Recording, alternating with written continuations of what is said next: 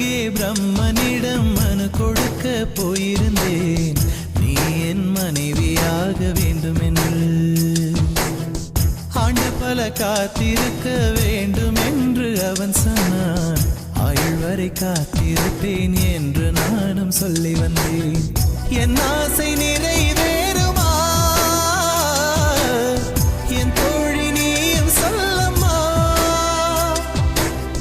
நடக்கும் நடக்கும் நான் கூட சொல்கிறேன். அழகே பிரம்மனிடம் மனு கொடுக்க போயிருந்தேன், நீ என் மனைவி